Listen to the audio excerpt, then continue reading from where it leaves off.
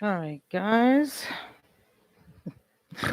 Ah, YouTube was giving me a hard time. All right, now the question is I had to delete the old chat and do a new one. So let's see if this works. First thing I need to find out, hey Asia, can you hear me? Let me know if you can see me and hear me. YouTube was giving me a hard time. Hey, Glitchy.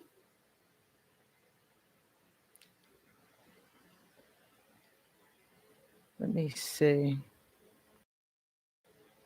Hey, Papa.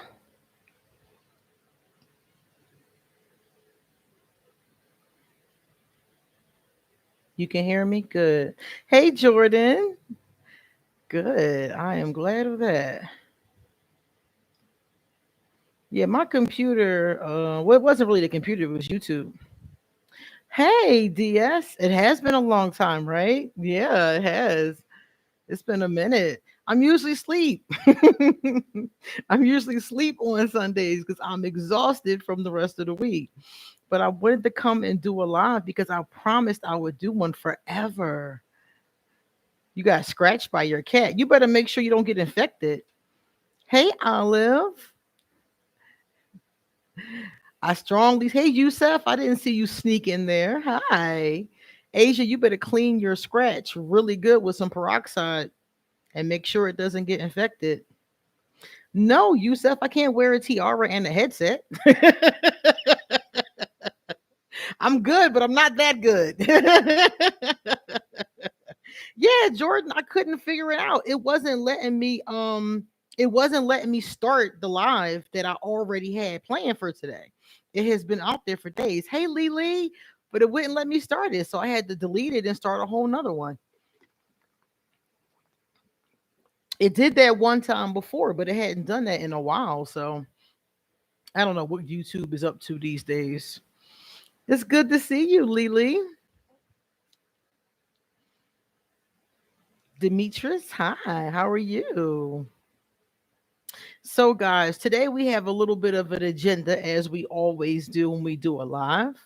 We're going to do a little bit of chatting. I got some real interesting self-love exercises for us to do. Let me get my copybook, my pen. And when we're finished with that, we're going to drink and talk. Just catch up. It's been a long time since we've been able to talk. So I figured it would be great to work on something that could be helpful to us all.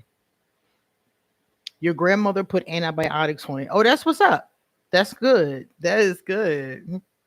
All right, guys, please give this video a thumbs up and let's get started. I think it's enough of us in here that we can get started. And people that want to join in can be they can join in later. Okay, so we have two exercises. Yusef is already drinking. I hope you can keep up with the exercise. We have two exercises today. It's been 4 months. Stop playing with me. Oh wow. Yeah. I can see that though. Because I'm telling you, Jordan, on Saturday and Sunday, I am sleep, literally. All right, so let's take a look at the first exercise. So today we're working with the same book we always do for self love. It's called The Love Yourself, Heal Your Life Workbook by Louise L. Hay. Yeah, Yusef, it's been 4 months. Now that's some Aquarius shit, right? I didn't even realize it had been 4 months. All right, so today's exercise, the first one here is going to be, it's called your thankful list. So this should be fun. The first part says, let me read the directions. The directions say, what are you grateful for? How do you begin your day? What is the first thing that you say in the morning? Is it positive or negative? Now let's spend about 10 minutes being thankful for the good things in our life. We're going to list 10 things in our lives that we are grateful for. Take your time making this list and say why you are grateful for each item on your list. So you guys, you can share what you want to share. Obviously, some of you might not want to share everything, but I'm gonna share all 10 of mine so you can get an idea. According to this, gratitude is one of the most positive vibrations that you can possibly have. So this should be fun for us to work on. I did not light any incense, so let me do that. And then while I'm doing that, I'm gonna think about number one from my list. All right, so 10 things I am grateful for and why. Hmm, that's very interesting. All right, let's start with the first one. I'm grateful to be alive because there were many times in my life when that could have not been the case. When I was a very young girl, I fell down the steps. I think I was like 3 months old. And for all intents and purposes, they were concrete steps. So I could have died. I could have died right then and there. My mother rushed me to the hospital. They did whatever they did to me, and I healed up. So that was the first time I almost died. Another time I almost died when I was like 7 and I went to a swimming pool. And I didn't know how to swim that well. I was learning. And there was a really cute lifeguard on the left side of the pool, and I was on the right side of the pool. So I was trying to swim over there to get up in this lifeguard's face. I was 7. I thought I was going to go over and, he's going to be some kind of prince or something. He was so cute. He was a gorgeous guy, really nice guy too. He lived in my neighborhood. So I thought I was going to go over there and I was going to, I don't know, talk to this lifeguard, I guess. So I tried to swim over there, and in the middle of the pool, I ran out of energy because I wasn't a swimmer. So I ran out of energy in the middle of the pool and started drowning. So the guy that I was trying, the other guard, that lifeguard was like a teenager. So he was busy talking to women, girls his age. He didn't even see me drowning. So I'm drowning in the middle of the pool, and a woman, it's always a woman that saves my fucking life. A woman lifeguard from the other side of the pool saw me drowning and jumped in the pool and saved me. I passed out, so I don't even remember anything. All I remember is swallowing water and kicking and then going down. I blacked out. And when I woke up, this beautiful woman was giving me mouth to mouth resuscitation. And I started throwing up water. I remember that very vividly. And I lived. Thank goddess, I lived. So it's been so many times. I mean, I could have not been here, that I'm just every morning grateful when I wake up. Um, Another time, I was about 14 years old. And at this time, I might have been 16. Yeah, I was 16 because I had my first job at McDonald's. And I just was so happy because I had a real job and I got to eat free McDonald's all the time. They would give me the leftovers to take home at the end of the night. So all my friends, I was real popular with my friends because I always came around with McDonald's. So one night I worked really late. I worked after school, um Monday through Thursday, and I worked late. I got off at like 11 o'clock at night. And I didn't live in a really bad neighborhood. I lived in like a working class neighborhood. So it was safe pretty much for me. Everybody knew me. I knew everybody. It was pretty much safe for me to walk home at night. So I came to my block and I looked up, and there was a man shooting another man. All I saw was the lights, and it was like pop, pop, pop, pop, pop, pop, pop. And I was like, fuck. And right when I realized what was happening, the shooter looked at me, and I was like, fuck. And I just ran. I ran up the driveway. I was coming down. The driveway was right next to me. I would have kept walking straight and turned up my block, but I just ran up the driveway. And I don't know if he didn't chase me or if he couldn't catch me or what happened, but I ran up the driveway and ran to my house and ran inside and locked the door. So, for all intents and purposes, he could have shot me. I was a witness. But I ran in the house and I never told anybody until I got older. I told people, and I don't know who it was. I don't know who the guy was, who the person that got killed. I never looked it up in the newspaper. I didn't even want to know nothing about it. And I was like 16 when that happened. So when I think about these types of situations, and I probably got 30 more stories, I just am very thankful that I'm still here. So number one on my grateful list is going to be grateful to be alive.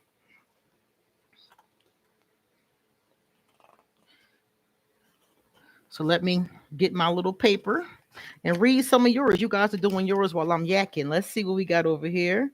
And I'm going to go on to number two. Okay, so Asia is arguing in the morning. Not a good idea, but grateful when you make up. That's good. Yusef says, I'm grateful for information from knowledgeable people. Oh, yeah, definitely very Aquarius to say something like that, too. Definitely.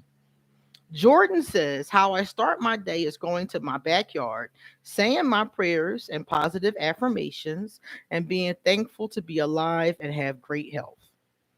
That's on point.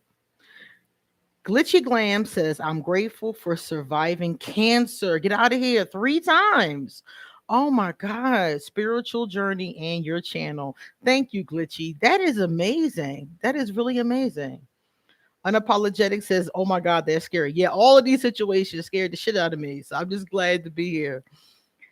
Eric said, I'm grateful for this moment in time. Me too. Me too.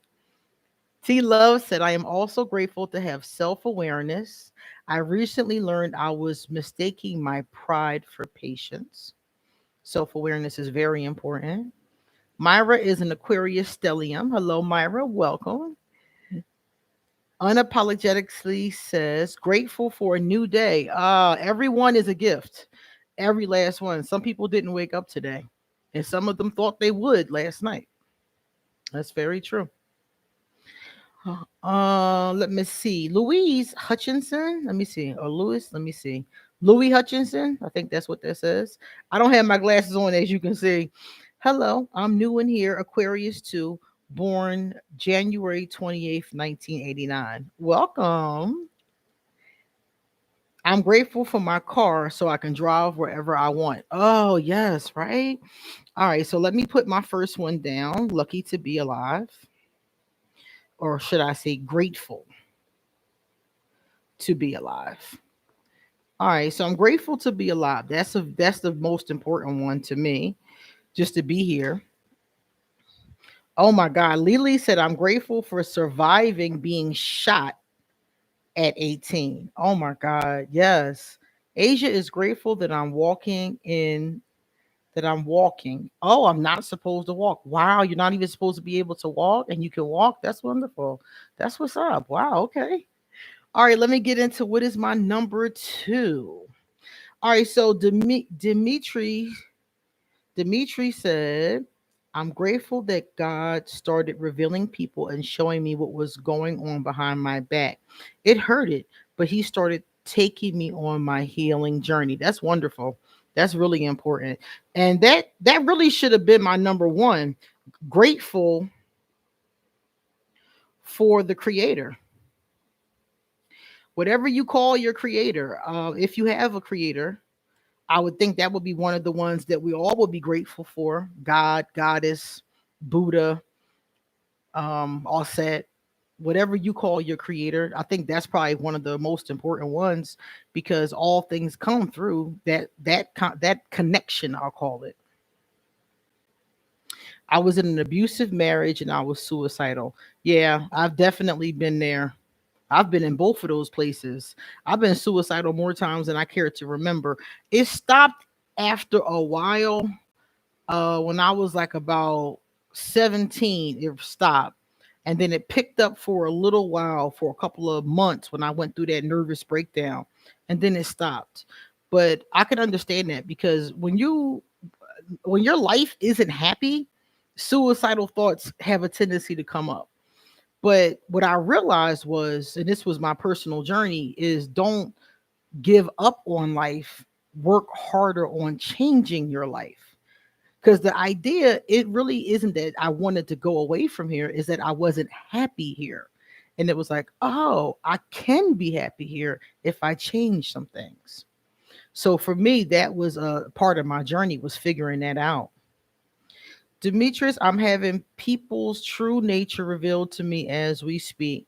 It feels like it's happening too quickly for me to handle. That is really difficult when people start to reveal themselves, or when spirit starts to reveal those kind of things to you. That is difficult, especially if they're people that you care about. I've been betrayed by a number of people that I care about, and that is very difficult. I think for me, I'm just at this point in my life now where I'm very comfortable with people coming in my life for a season and a reason. I don't I don't get upset if the season ends anymore. I'm just like, "Oh, okay, the season's over. Somebody else will come along."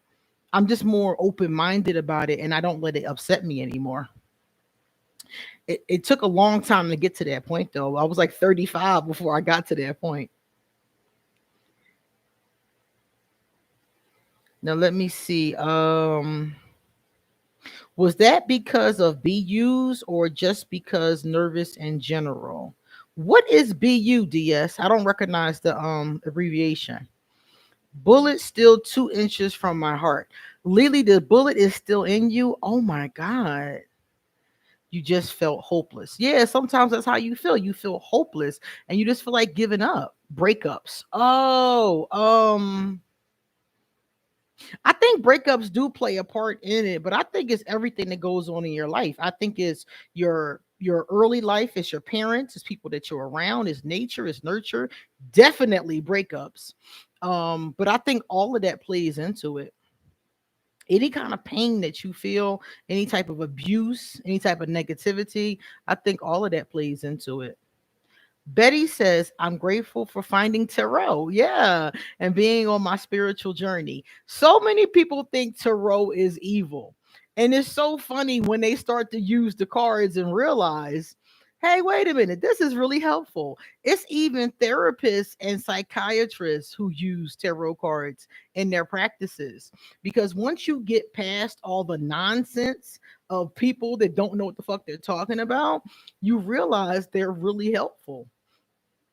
Jordan says, sometimes I call it God, universe, creator, and goddess. Yeah, I don't think it matters what you call the higher power.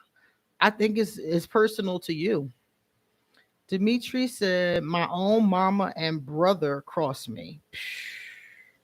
Family can be the worst. Just because somebody's family does not mean they won't cross you. As a matter of fact, family has more of a tendency to cross you because they're closer to you. And that's the worst part about it. Lily said, I'm truly grateful. I'm grateful too. I'm grateful that you're here with us. Oh my God. That's really scary.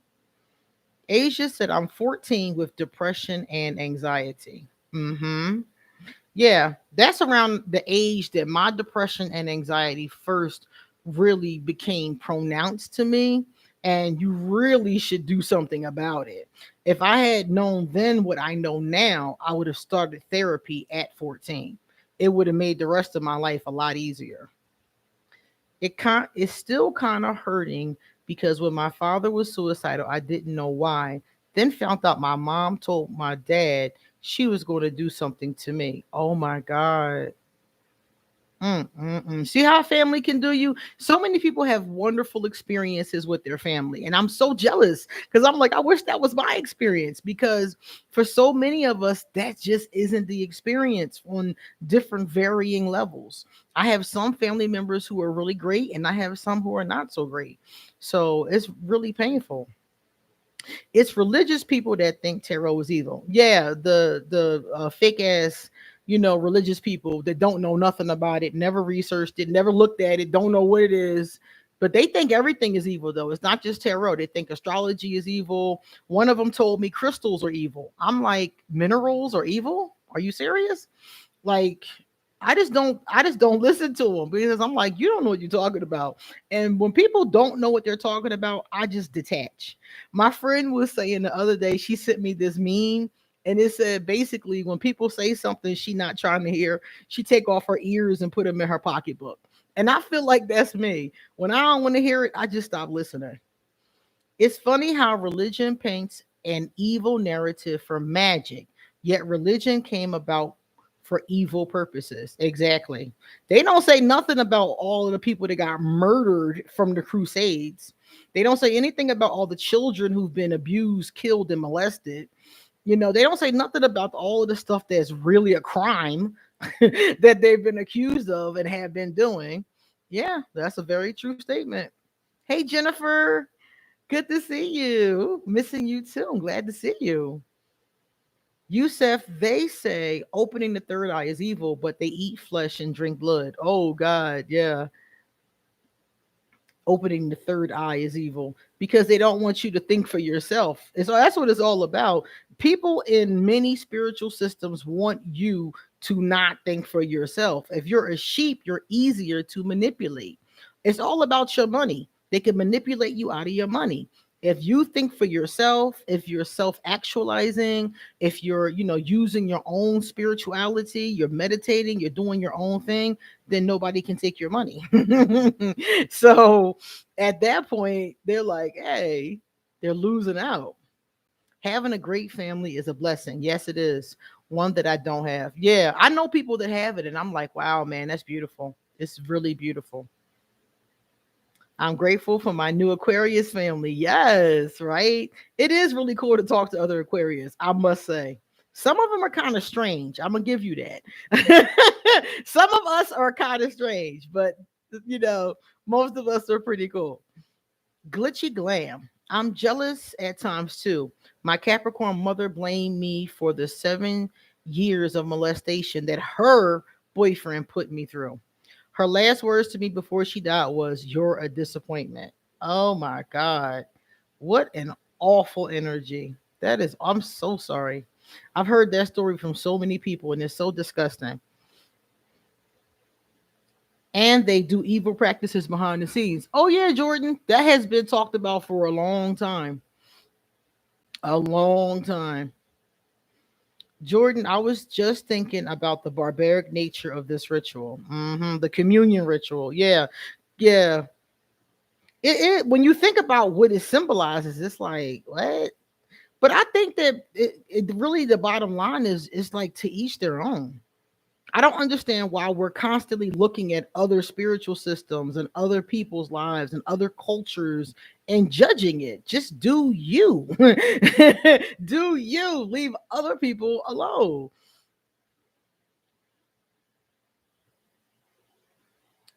Asia. Oh, the cancer cousin tried to argue with you. Yeah.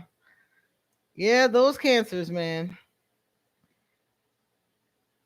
I'm glad, Glitchy. I'm glad you're doing good. All right, so we got the first two on my list. Grateful to be alive, grateful for the creator, aka the goddess. All right, so we know that one. What else are we grateful for? We need 10, y'all. We're kind of behind. We got 30 minutes to come up with 8 more. Let me see. What else am I grateful for? Okay, so I'm also grateful for my money. I am grateful for every dime I get my hands on because it enables me to eat, it enables me to live. I am very grateful for that. I'm somebody who had severe financial problems growing up. I grew up in a household. My mother had a job, my father wasn't there, and my mother was always extremely um frugal. She's a Capricorn. So she did very well with, like, taking care of us and stuff, but there was never like enough, there was never enough luxuries, I should say. We had basic minimum survival. And that was fine. And as I got older, she made more and more money, but I feel like it made me grow up in this poverty consciousness that affected my own understandings of finances that I'm still dealing with today. So I am grateful for my money and I'm grateful that my consciousness is getting better. All right, let me see. Jordan just did a video on his channel. If you guys want to check out Jordan's channel, Jordan did a video about judgment the other day. So that might be really interesting. I will definitely check that out. Miss Diligence said, grateful for the will to learn. Several people in this chat have said they were grateful for knowledge. That is an extremely Aquarius thing. I like that a lot. Eric Gray got a new job. Grateful for the new job. Yes. Lily is grateful for her daughter, and that will be my number four. My daughter is a Scorpio, and she is amazing. She helps me with everything. She's been a very good daughter. I'm definitely grateful for her. I thought my daughter was going to be like me, and I was kind of scared because I was like, how am I going to parent somebody that acts like me? This is not cool. Jordan is grateful that I'm here with you all. That's a good one for mine. I am grateful for all of my subscribers. Definitely am. I love doing videos. I love communicating with you guys, especially in the comment section. So that I'm definitely grateful for. Yusuf said, my number two is understanding. There's nothing as powerful as an epiphany from my perspective. That sudden realization that you finally get it is amazing. Yeah, I agree. Yusuf is also grateful this orange screwdriver is hitting me hard. Oh, you have a screwdriver? I haven't had one of those in years.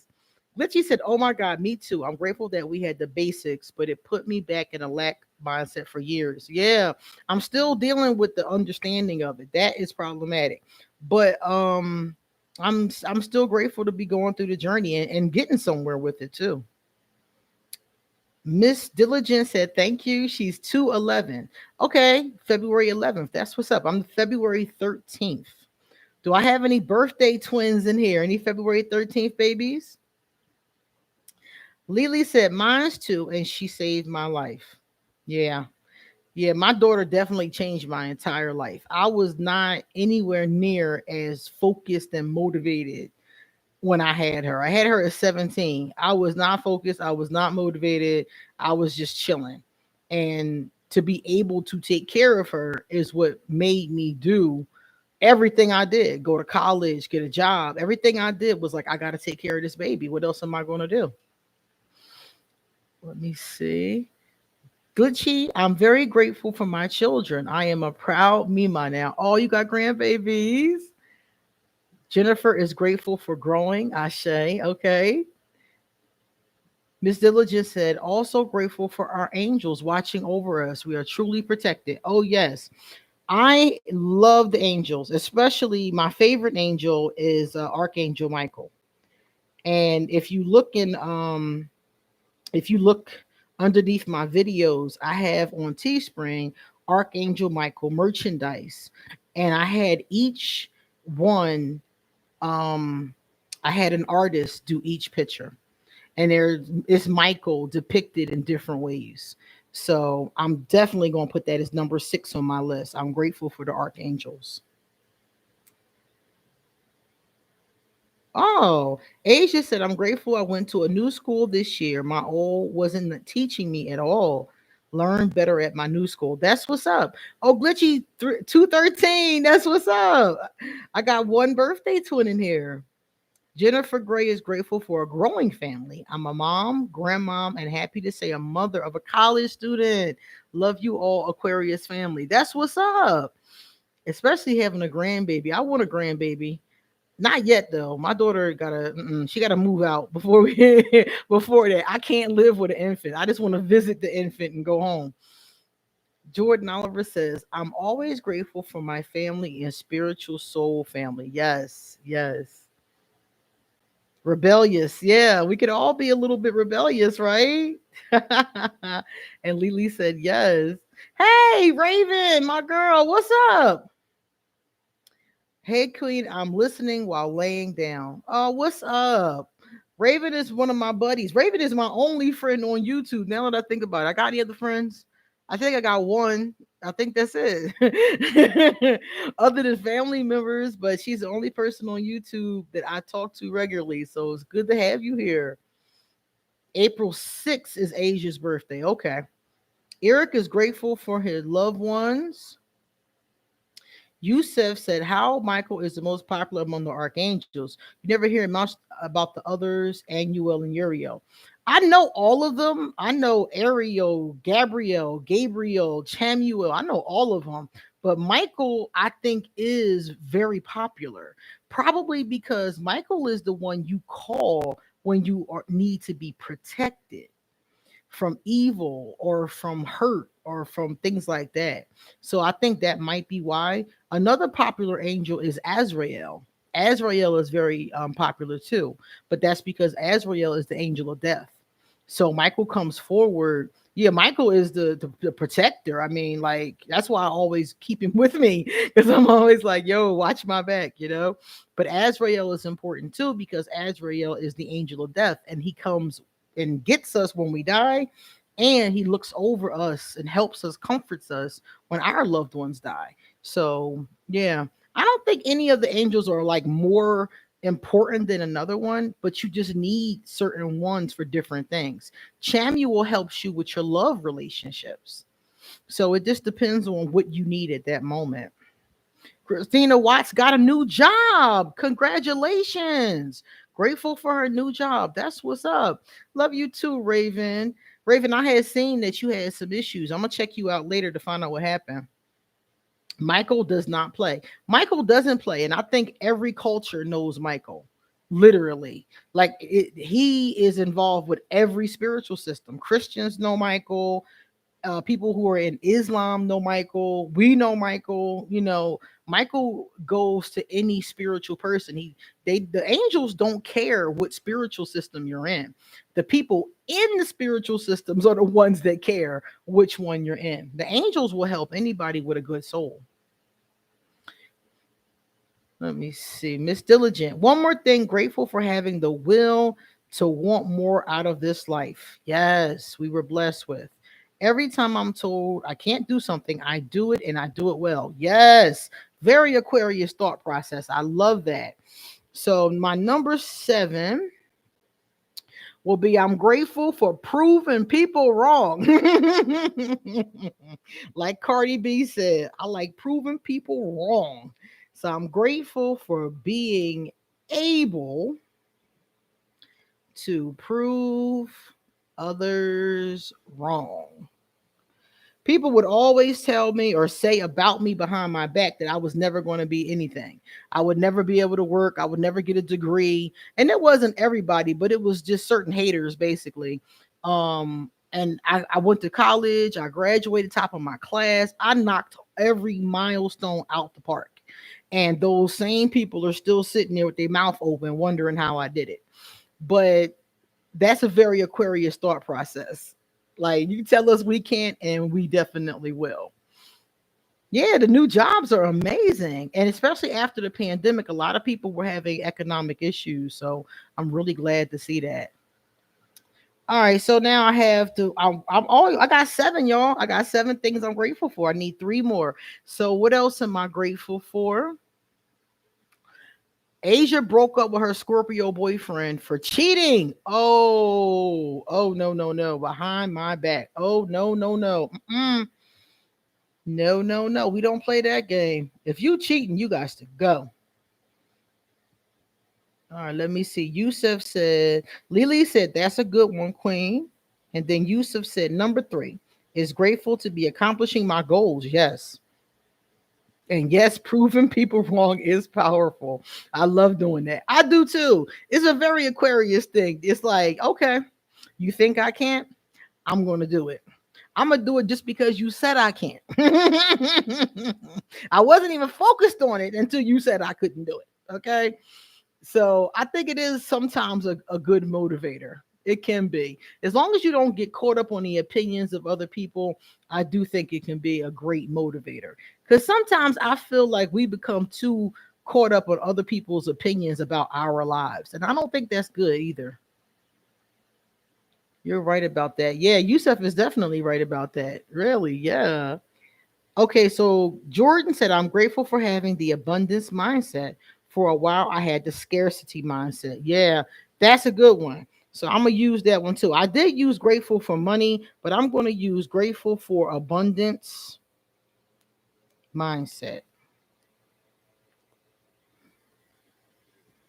Abundance mindset. All right, so we got that one.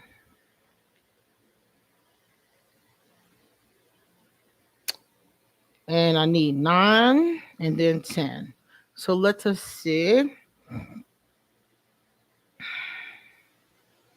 All right, y'all. 9 and 10. I got to get 2 more.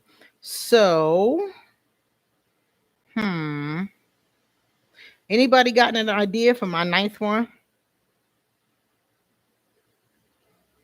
It's so many things I'm having. I'm sitting there like, what is number 9? Like, wow. Hmm. Wait a minute.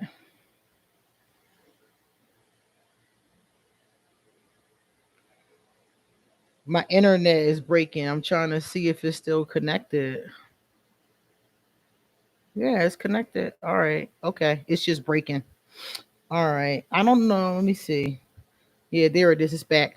Okay, so let me see. Number 4. Grateful for the evolution of my mind. After coming across certain tidbits of information, I cannot look at the world the same way I did before. Oh, that's the one I wanted. I'm grateful for knowledge. That's what it is. I love knowledge and I am grateful for it in any form that it comes. Yes, thank you for that one. Lily said, and self motivation. Self motivation is definitely important. Crystal Lewis, hey Crystal, grateful for the ability to look on the bright side. Currently quarantining and still grateful. It helps. You know something? I'm still quarantining. And honestly, I had no problems with it. It didn't bother me not to be able to go places and see people. I'm a homebody anyway, so it didn't bother me at all. I know a lot of people who it did bother them. They had a hard time with it. But for me, I was glad. Grateful for peace of mind, Miss Bridges. Asia, I am grateful for not plotting on the Scorpio. Okay, okay. Grateful for positive energy. That will be my number 10. I love it. For positive energy. All right, we on point because I had a lot of them. I could have said, good, that's perfect. Haters and lurkers are always watching, so make sure y'all put on a good show for them. I don't like when it lags. I know that's what I was noticing. I'm like, this is lagging, but you guys seem to be moving at the same speed again. All right, now let me see. So we got that. We finished our list. I have 10. So if you did not manage to finish your list, you can take some ideas from ours, or you can wait till later and finish your list. Betty said Aquarius don't need a bunch of people anyway. That's true. That's very true. It's my norm. Yeah, exactly. I spend a lot of time by myself. So that's why it's cool to talk to you guys because it's like the only time I'm really talking to people other than my clients. I talk to my clients all day long. All right, now let me see. Positive feelings.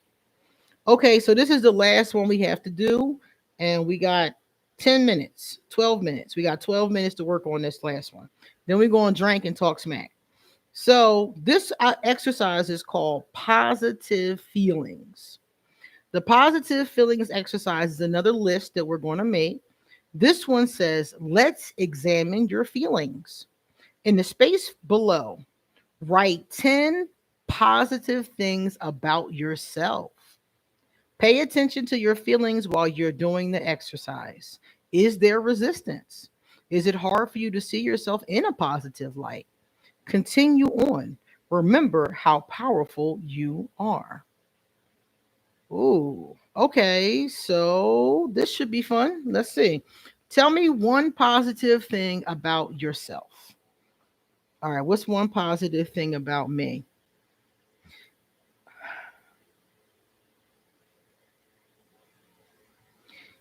It's a lot of them flooding to my mind, but I'm trying to think of the ones that are like the most important.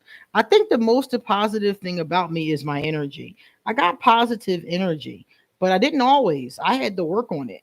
My energy became more positive as my thoughts became more positive.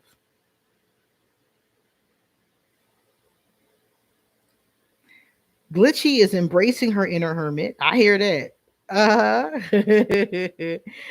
Yusef said his number 5, grateful for his imagination. I'm awful confused by people who get blocks. Yeah, imagination is a good one. Jordan said, I'm grateful for my alone time. Me too. You make people laugh. I do love making people laugh. That is a good one. I do love that one. I love that. And if you're around me, I'm even worse because I'm always joking. So making people laugh, that is a very important one to me. That's definitely true. I make men go crazy and women. Oh my God. Lily is loving. Yes. Miss Bridges is strong, independent, and faithful. Yes. Betty said, I'm loyal to a fault. Loyalty is good. You have to know when to stop, though. Sometimes you're loyal to somebody that's not loyal to you, and you could get yourself in some trouble. But loyalty in itself is a very good characteristic to have. More people need to be loyal. Eric said he's ambitious and has a zest for life. Yes, yes. Goddess Raven says, I love her sense of humor. Goddess Raven knows me. I'll be cutting up. So, so she knows I'll be going in. Yusef says, one positive thing about me is my smile and laugh. I love the way I look when I'm laughing. Asia is antisocial. A lot of us are. I think that that's not necessarily a bad thing. I think it depends on how you do it. Some people who are antisocial can become depressed. So I think as long as you have people to talk to, it helps you move through that energy. Crystal says positive mindset and grateful for the ability to read energies and stay away when necessary. God has said I love telling stories. That's my number 3. I do love telling stories.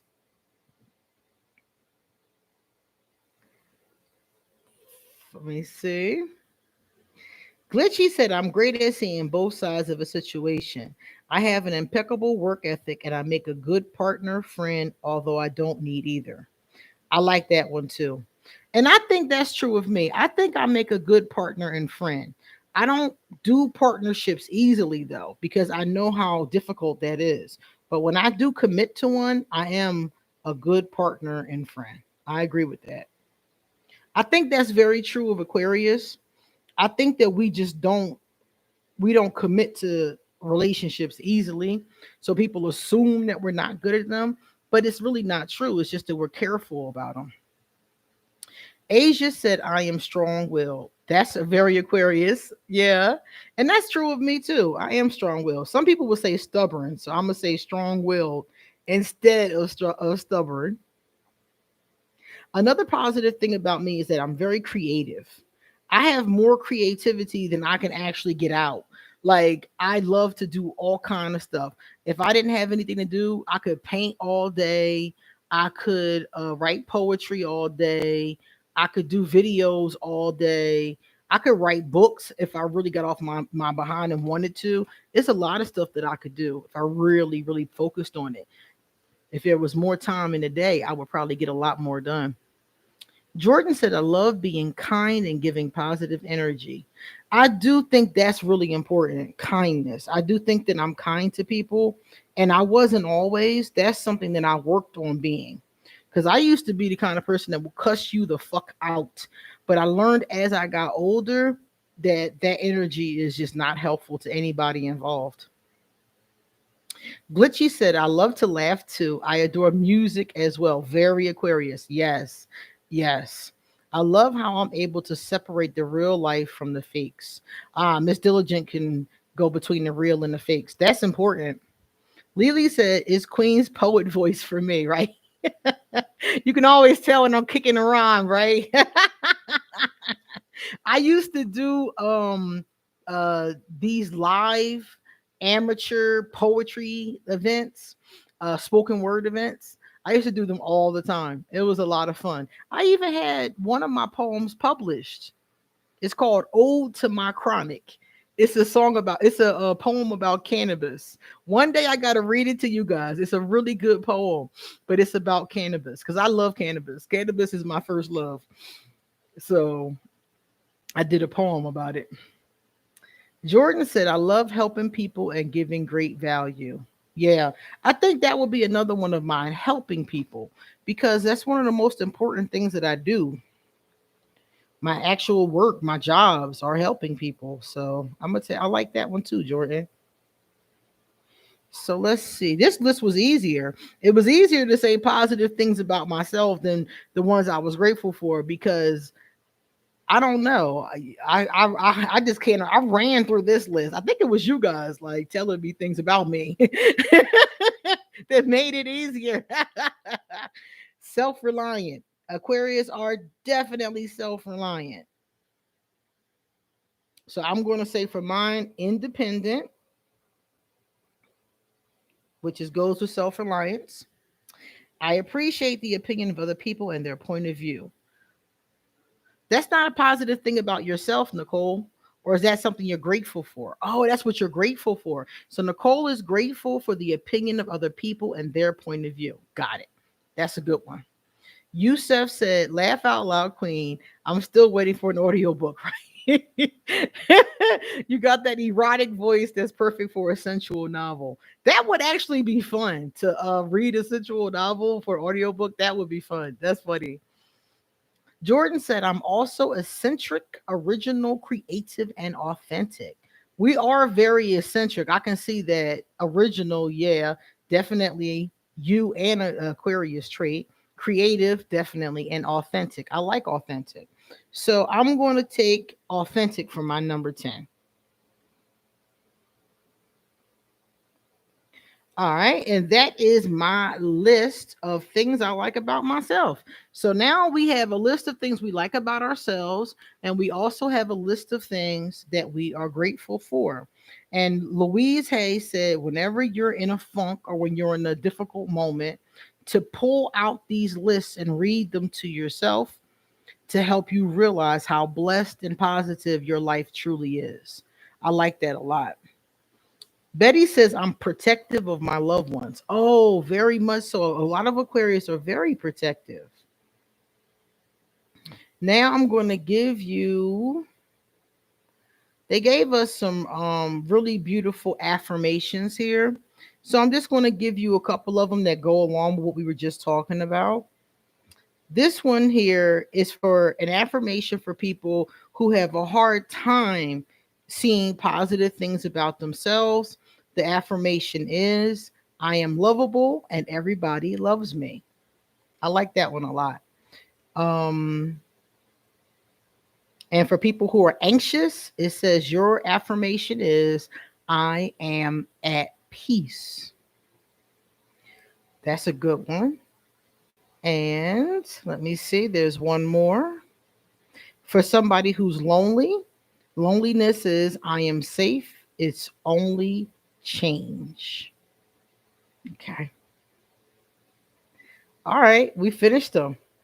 The next one goes on to fears and phobias. So we finished with that one. So I'm going to give you the PowerPoints that we get out of this one. I have time to allot. I have 7 classes. If you tardy, you get detention. Oh no. I remember those days. Christina says, love it. Lily says, I'm one of a kind. Yes. Glitchy says, love that. Yes. So I'm going to read you guys the PowerPoints. The first PowerPoint says, we are each responsible for our experiences. Now, this makes a lot of sense to me because when you think about your life, there are some situations and some circumstances that are out of your control. There are some things that will happen, like somebody in your family getting sick or something like that, that is not in your control. But on a day-to-day small basis and macro and micro, I would say, a lot of us have more power over our lives than we realize. So this thing makes me really think because it says we're responsible for our experiences. And some of the times I don't think we all take accountability for our experiences. So this one is really good. To remember this one will be very helpful at during times when we're not taking accountability. Number 2, every thought we think is creating our future. So if you're thinking positively, you're thinking good thoughts, you're thinking, we talked about the poverty versus the scarcity mindset. So your thoughts are creating your future.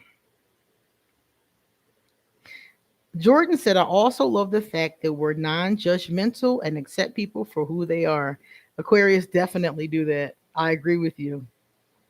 And the last PowerPoint that I will go over says, Oh, it's a couple of them. I thought I had came to the end. That's a couple of them. Let me see.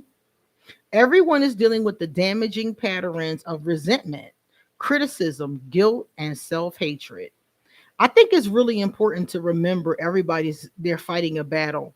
Plato said that. Plato said everyone we meet is fighting a battle we know nothing about. Hey, Luce, good to see you. This is like the Wheel of Fortune card. You can't control your circumstances, only how you react to them. Yeah, yeah. Certain ones you have to, it's like that because like you can control like where you live or if you go to the market, you can control certain things in your life, but you can't control everything. So I'm definitely agreeing with that. We're good to see you, Luz. We're talking about we just finishing up the love yourself and we're getting ready to drink and I'm just reading off the last PowerPoints here. Number 4, these are only thoughts and thoughts can be changed. So if your thoughts are negative or your thoughts are unhealthy, they can be changed. This is 100% true. I do it all the time. So if you choose to change them, you can. Number 5, we need to release the past and forgive everyone, including ourselves. I believe this 100%. One of the biggest things that has plagued my life is holding on to the hurt from the past. Every time it comes up in my mind, I tell myself, let it go. Stop holding on to it. This is very true. And Aquarius struggle in this area because I think a lot of us, every time we think of what happened, we get mad all over again. So this can be a struggle, especially for us, but for everybody in the world. Self approval and self acceptance is the now. Self acceptance in the now are the keys to positive changes. You're not going to get anywhere if you don't accept and love and approve of yourself. That's very true. It's going to be really hard. You have to at least have some belief in yourself. And the last one says the point of power is always in the present moment. So they always tell us this one. They say stay in the present moment. Don't get too caught in the future. Don't be too far back in the past, holding on to things that hurt your feelings. Stay in the present moment. All right. So, Jordan, I'm going to get my drink because it's time to drink, y'all. Okay. So, what do we have today? Today we have Tanqueray. Now, back in the old days, I never drank Tanqueray because everybody knows I always say gin make you sin. And it did. It got me into a big shenanigan one night and I stopped drinking it. And that was the end of that. All right, so let's see. Releasing control was a tough one for me. Jordan said, I'm struggling with that myself, but also working on it. Yeah, Jordan, that's a hard one for us. Lily said, hit that like button, please, and thank you. Yes, please do. Please hit the like button. That means a whole lot. Trust me. You guys don't really know that your engagement, like who hits your like button, who shares your videos, who comments in your comment section, that really does mean a lot to us because YouTube looks at that. The algorithm really does take that into account. And the more engagement you get, the more YouTube encourages your videos. So more so than anything else, even super chats, those are wonderful, but more so if you don't have money, you can still support your favorite, YouTube creators by just, hitting the like button. We all appreciate that. Kiki Robbins, I'm grateful to create art. Yes, from my hurt and my shadow past. Being a fixed sign, this releases my aqua mind. I agree with you. I always tell myself you should do more art. I really do. I want to paint more. I love painting. Lou says, yes, I'm struggling with forgiving certain people who have hurt my childhood immensely. Oh, I totally understand. Trust me, I totally understand. I used to fantasize recently. This was like in the past 4 years. I would fantasize about choking the fuck out of Voldemort. Oh my God. It would just come to me out of nowhere. And I'd be like, damn, where'd that come from? I would just find myself fantasizing about it, and I would be just choking him. And then something in me would be like, what are you doing? And I would come to like, oh shit. Like, oh shit. You can't be fantasizing about homicide. Stop it. Jordan Oliver said, Lily just smashed the button. Thank you. Thank you all for smashing the button. I hate thinking about negative experiences. Yeah, they come up, man. They haunt me like a bell sometimes. And I'm just like, when you really forgive them, they stop coming up. That's what I noticed with me. Yes, let's drink. Oh, I got the drink in my hand. Hello. It didn't even swallow it. Okay, this is to you guys. This is a gin shot. My toast to my subscribers for being the best subscribers on YouTube. Fuck all that. It's y'all. It's all about y'all. Cheers.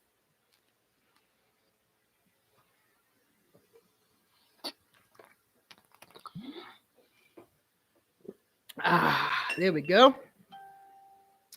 Oh, the gin story. I think y'all know the gin story, but I will tell it. Yusuf says I could have used some gin because I was sitting all last night. I hear that, man. Oh, Christine. Hey, girl, what's up? Thank you. It's good to see you. Thank you for hitting the like button. Eric is grateful for past experiences. Yeah, man, because even though some of them weren't positive, they did shape who I am. And I wouldn't have been who I am without those experiences. So I keep telling myself that. I'm grateful for past experiences. Yes. Lily said exactly. Glitchy said, wow. Christine, laugh out loud at Voldemort. Child, don't even get me started. Jordan Oliver, I got a strawberry kiwi Arizona juice. That's what's up. Get some juice, get some tea. If you're not a drinker, get something else. Get water. Water is good. Stay hydrated. Oh, Glitchy, thank you so much. Lou said, I hate thinking negative too, but Queen is right. It just comes up. Yeah. I saged my home yesterday and I felt more peaceful. Ashe. Laugh out loud, Queen. I sometimes have arguments in my head with my Voldemort. I've done that too. Glad they've slowed down. I have cussed him out in my mind. I've cussed him out in my dreams too. I've had dreams where I was in his face like this, you know? So I think that when you get over something, that kind of thing stops. Because in the last, like, I'm gonna say year, I haven't really experienced that. It's weird to me. I'm starting to forget about him. And I told myself yesterday, I was like, that's because you're starting to get over it. Because whenever I start to forget about somebody, I can't remember how they look. I can't remember what they said. Slowly but surely, I've forgiven it, and I've gotten over it. Because I've seen that with other people, like my ex-husband. I just totally, after a while, it's like, okay, it's good. I just let it go. And Sage in your space or Palo Santo in your space or something like that, that's good. In my house I used to live in, we had a ghost. Child, them ghosts. Oh yeah. And one night it came in my room and smiled. And then when I closed my eyes and opened them, it was gone. Yes. I've seen many, many, many spirits. I would I have thoughts about choking my brother. Please don't choke your brother. Your mother will be devastated. Christine says you just have to forgive. Yes, forgive it all and let it go. Yes, exactly. It does hold you back. I agree. And then Asia said, I have a horrible temper. Yep, that's very Aquarius. Got to work through that, girlfriend. You might even need anger management. Some of us do. Whatever it takes to get it under control before you hurt somebody or yourself. Rainier, I believe Aquarius are so good at predicting behaviors of their main characters. So it's been my work to reverse this as all the positives instead of prepping for war. Yeah, yeah, all that war is so unnecessary. Hey, Delisa, what's up, girlfriend? Glitchy Glam said, "Oh, me too. I can't remember his face at all. Crazy, right? Yeah, you start to forget things you used to know at the tip of your tongue. Somebody said his real name to me the other day, and they were like, "Have you seen so and so?" And I was like, "Who?" Like I forgot his fucking real name. Like I totally forgot. And the person was like, "I know you just didn't say who." And I was like, Oh, like it dawned on me what they were talking about. And I was like, wow, that's how you know you're starting to forgive and forget. That's the forgetting part. That's the good part. I be swinging on mines in my head. Yeah, be beating him up in your head. Yusuf said, you know, it's weird how you start to forget the pain people have caused you when it was something that lasted for years at a time. Yeah. I think for Aquarius, it just matters how bad did it hurt, because some things happen to Aquarius and we don't care at all. It just goes like, we don't even notice it. And then some things happen to us and we have the hardest time getting rid of it, getting over it, processing it. Yeah, like who? Oh, and the person was like, I know you just didn't say who.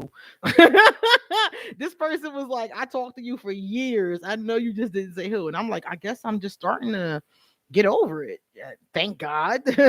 Thank Goddess. Rainer. But what about when they are desperately trying to get back in your life, reaching out to family and friends? Does there ever need to be a closure convo? I'm much happier with my friends' drama. Well, you know something? I think that if you want to have closure is a very sticky kind of thing, because sometimes you never get closure. And I think you have to be okay with moving on without it, because some people will hold closure over your head because they know that you want it.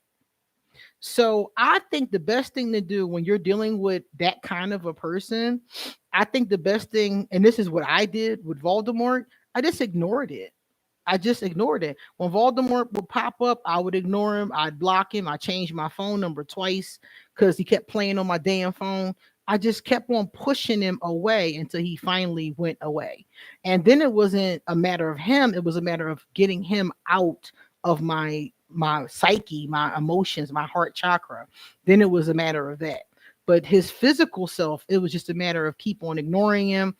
Voldemort bugged the fuck out of me, played on my phone, kept emailing me. And this was years ago, mind you. This happened when I was like 29 and I'm 44 now. So this isn't something that happened recently, but it really did bother me. The relationship that we went through, the entanglement, I'm going to call it, it really bothered me. All of that shit bothered the hell out of me.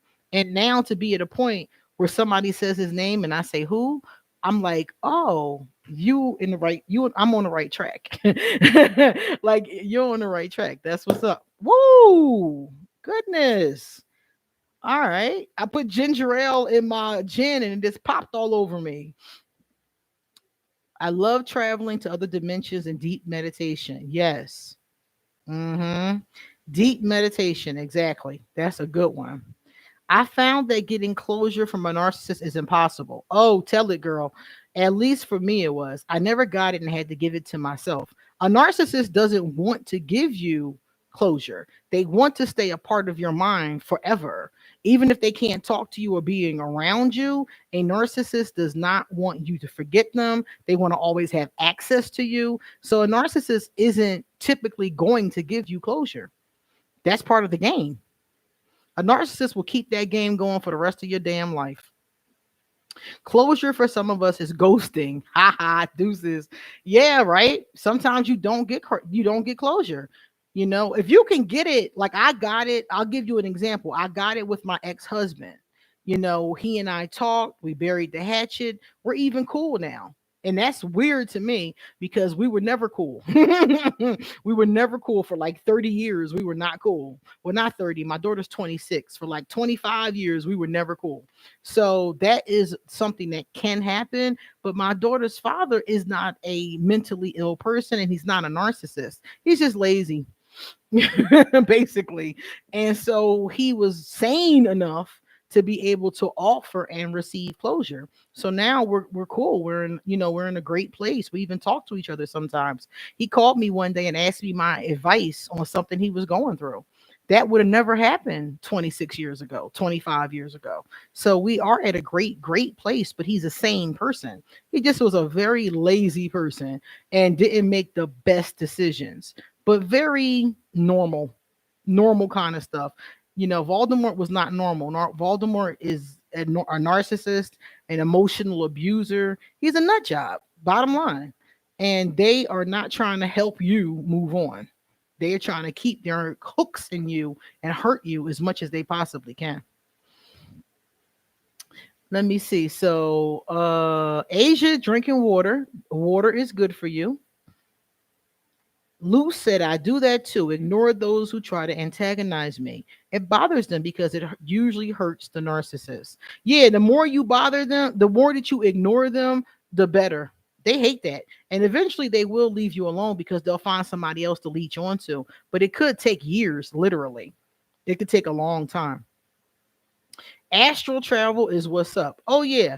Astral projection is definitely what's up. If you can do like meditation, that'd be the easiest way to get on that zone. Queen is quite funny when she talks about Voldemort, the way she wants to choke him. Right? I tell you, oh man, I keep telling myself, don't choke that man. Stop it. My Aquarius cat is staring at me. You have an Aquarius cat. Is your cat extremely rebellious?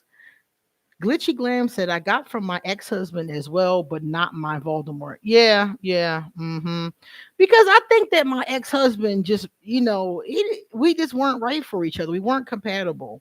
And I think we just got together for the wrong reasons. But he wasn't an awful person.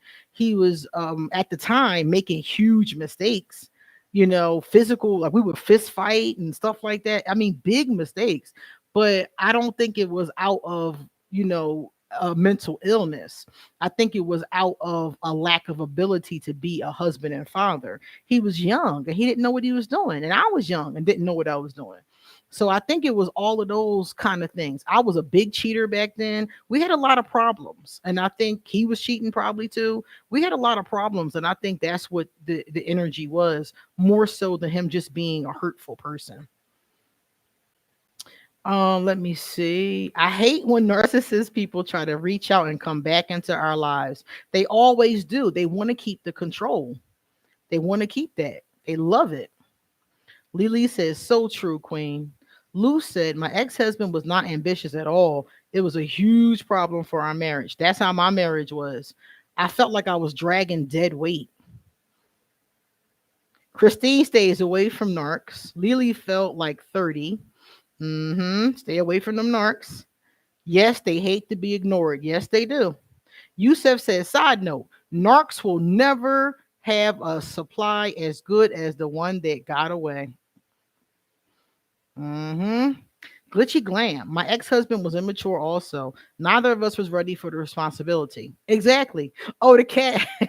The cat is probably listening to the podcast, right? Listening to the live, right? Yeah. Yeah, I think that's what it was of my ex-husband. I think that he didn't know what the hell he was doing. And we just made a lot of mistakes. We were young. And then I left. I left him when I was like 21, 22, and that was it. I just kept moving. From that point on, I just kept moving. Jordan said, these Decepticons. Did you call them Decepticons? Like Transformers want your attention on them, they starve. Yeah, yeah.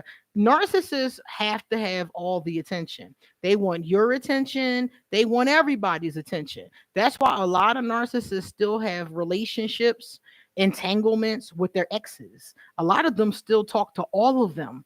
I know one narcissist that told me that. She was like, well, in case I ever need something, she was a cancer narcissist. And she said, in case I ever need something, I like to keep them in my life.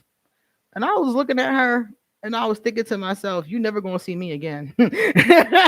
Like you never gonna see me again when I get the hell away from you. And she never did. Oh, Christine said her cat is listening too. An Aquarius cat. Oh my God, you guys got Aquarius cats. That is so cute. I love it. I love it. All right, let's drink some gin and tell this story. So, Betty, are you still here? Do you guys remember me telling you guys the story about the night I was drinking gin? I don't know if you guys remember that story.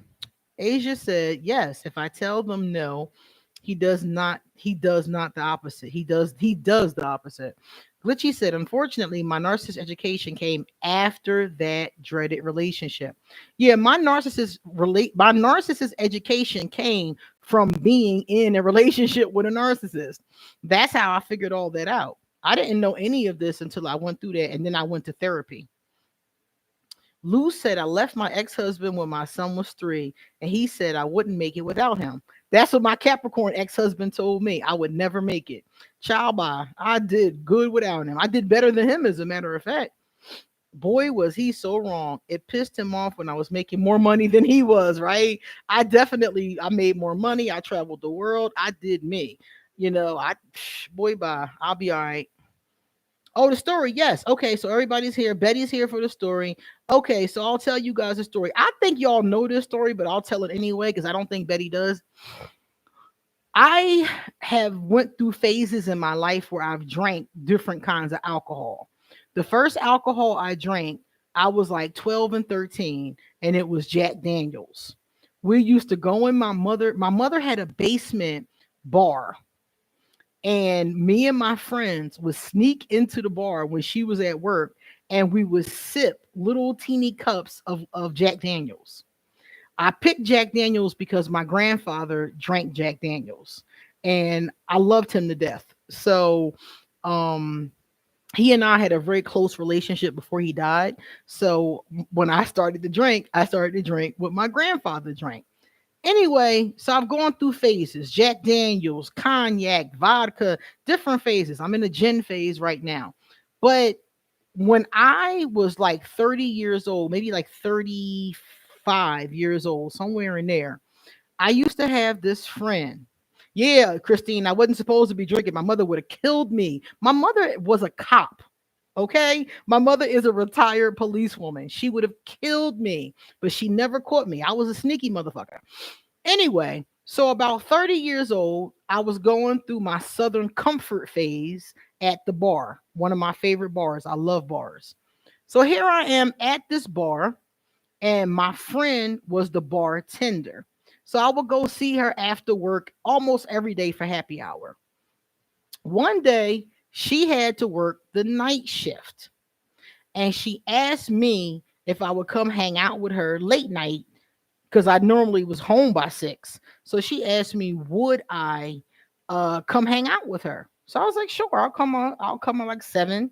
We can chill till like, when you get off. I forgot what time she was getting off.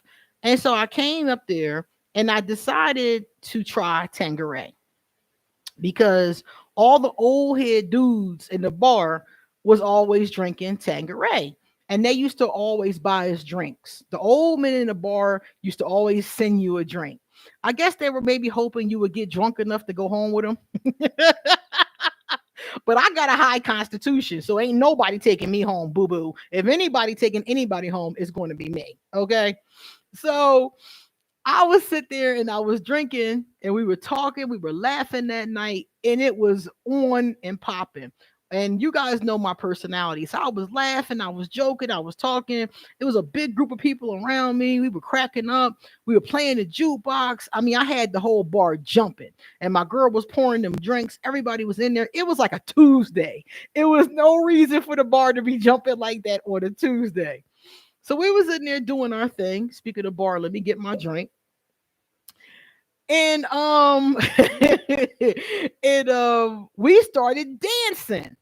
I love to dance. I love to dance.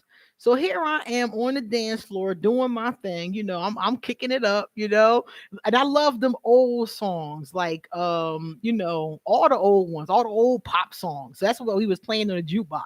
Old pop songs. So we was in there dancing, and I went to the bathroom. So I went to the bathroom. I came back from the bathroom.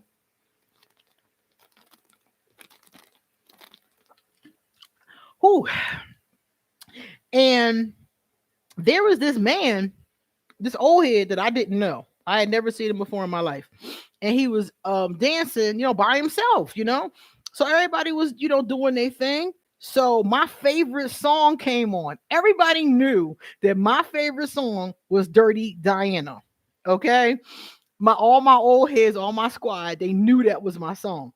So somebody played my song. So I was like, oh shit, my song is on.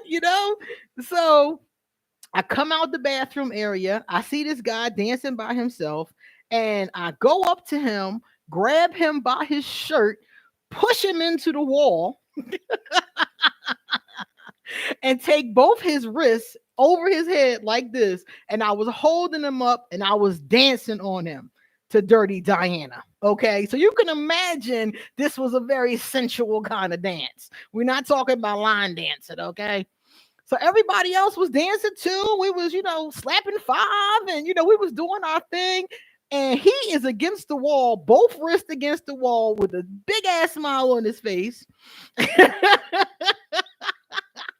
And we are dancing, and then suddenly, out of the corner of my eye, I see somebody approaching me. Now, mind you, I had like 6 shots of gin by then. I was tossing them back. I was doing them. So I'm doing my thing. I see something at the corner of my eye, and I'm like, this person is getting kind of close to me. I'm funny about my personal space, even when I'm drunk. Don't come in my little 6 feet bubble. This person was like here, and I was like, whoa, like you're getting a little too close while I'm trying to do my Dirty Diana dance. Back up. So I look over, and she's tapping the guy that I'm dancing with. It's a woman, and she's like tapped on his shoulder. He is like this. He ain't even see her walk up. Okay. So yes, Yusuf, that's exactly what I was thinking, right? So he didn't even see her walk up. Oh my God. He looked down. Come to find out, this is his fucking girlfriend. Why would you let me dance with you like that and your girlfriend is in the bar? So so that Jen almost got my ass whooped was the bottom fucking line. So she walked over, she tapped him. He finally came out of his Dirty Diana trance. He saw her, his eyes got big, and I backed up. I just started backing up because she didn't say he was her boyfriend, but I knew that was her boyfriend. So I started backing up, backing up, backing up. And then I went like this, like, dance with your man. And I walked away. I got the hell out of that dance floor, and I went back over. I walked back over to the bar and got another drink. Him and her was dancing. She looked like she wanted to kill him. Okay. But she was just like dancing with him. Like, when we get home, I'm going to fuck you up. That was the look on her face, right? So I walked back over to the bar. They finished dancing. They came over to the bar. I sent both of them a drink, him and her. And they sat down, and everybody just started drinking again like nothing happened. And we chilled, and then the whole thing was over, and I got my ass out of there. So basically, I stopped drinking gin in public after that because it unleashes that part of me, that Aquarius part of me, that is wild and erotic and exotic, and sexual. So I don't drink that shit unless I'm by myself, because other drinks don't do that to me. So you guys know that, I know a lot about witchcraft, and I know a lot about that kind of stuff. So one of the books that I have is a book about herb and root magic. And I found out from that book that the gin that I'm drinking is made from juniper berries. And you can Google this if you want to read about it. And juniper berries that they use to make gin are what? An aphrodisiac. So that's why it affected me like that. And I almost got my ass whooped on the dance floor, because I can fight, but I was 6 shots in. If she had chosen to cop an attitude, we would have been in there scrapping. So that's the gin story. So that's why I don't drink gin in public. And as I didn't touch it at all, to be honest with you, I just stayed away from it. But then after I got here to Costa Rica, I found out something. Number one, gin has more of an alcohol percentage than some of the other drinks like rum or vodka. I didn't know that. So that was the first one. The second thing I found out was that it's very inexpensive here in Costa Rica, because Costa Ricans don't like gin. They like rum. So because it's economical and it's premium, it's top shelf, I started buying Tanqueray. So I drink it here and I'm by myself. There's nobody for me to, rind up on. I'm by myself. So I'm like, okay, it's safe for me to drink it in the house. But yeah, that's what happened to me. And guys, I'm so lucky. I'm so lucky that lady was cool because she could have choked me out and I would have been in trouble. Juniper berries. Yes, I'm shocked that you didn't know that one, Queen. I didn't at that time. I was already practicing at that time. I think we talking about like 9 years ago. So I was already practicing, but I didn't know that gin was made from juniper berries. If I had known that, I wouldn't have even tried that. But I found that out after the fact. So now I know. Do not drink gin. I'm gonna tell you guys who don't know, if you come across gin, be really careful with it because it can literally make you sin. Yusef says certain weed strands bring out my sexual nature. Definitely. Laugh out loud. I need to do some experimenting with that and alcohol. That's true. That's true too. Different weed strands do different things. Glitchy Glam said, I like rum too. Yeah, rum is not bad. Rum is very popular here. You can get rum everywhere here. I mean, any store, any gas station, they have rum and Coke in a can that you can get anywhere here. It's their thing. Costa Ricans are into rum.